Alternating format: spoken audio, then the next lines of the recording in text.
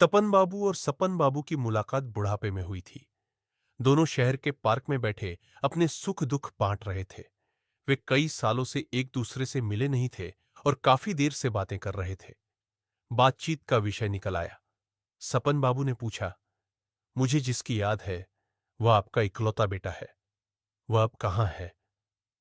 तपन बाबू बोले, हाँ, मेरा भी आपकी तरह एक बेटा है।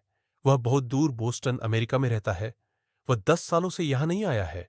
वह वहां बहुत व्यस्त रहता है और फोन करता रहता है कि काम से फ्री होकर आएगा, लेकिन उसे काम से फ्री ही नहीं मिलता। तब तपन बाबू कुछ देर चुप रहे और पूछा, और आपका बेटा? सपन बाबू ने आह भरते हुए कहा, मेरा बेटा? वह तो आपके बेटे से और भी दूर हो गया है। उसने अब तक मना नहीं किया। तपन बाबू बोले, लेकिन आप तो कह रहे थे कि आपका भतीजा आपके घर में ऊपर रहता है। सपन बाबू बोले, यह तो विडंबना है।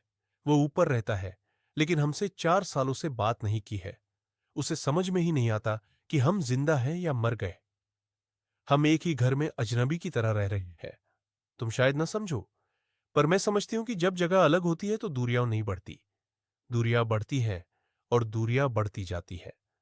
तुम्हारा बेटा तुमसे बात कर रहा है, पर मैं इतनी किस्मत वाली नहीं हूं। ये कहते कहते सपना बाबू रोने लगी। इस कहानी से हमें एक बहुत ही मार्मिक सच्चाई का एहसास होता है। रिश्ते समय मांगते हैं और समय देना सबसे बड़ा उपहार है। तपन बाबू और सपन बाबू दोनों के बेटे भले ही अलग अलग देशों या छतों के नीचे हों, लेकिन उनके व्यवहार ने यह साबित कर दिया कि भौगोलिक दूरी से ज्यादा खतरनाक होती है भावनात्मक दूरी। हम अक्सर यह सोचते हैं कि अभी व्यस्त हैं, कल बात कर लेंगे, अगले हफ्ते मिल लेंगे, पर यही कल कभी आता ही नहीं। बुजुर्गों की सबसे बड़ी तड़प न पैसा है, न सुविधा, बल्कि एक आवाज, एक बात और यह यकीन कि वे अब भी किसी के लिए मायने रखते हैं। इसलिए आज ही किसी अपने को फोन करे, उनसे मिले, बात करे, क्योंकि जो समय आज है वह कल नहीं होगा।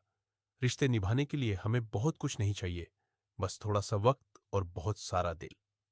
समय रहते चेतिए, क्योंकि जब तक आप समझते हैं तब तक बहुत देर हो चुकी होती है।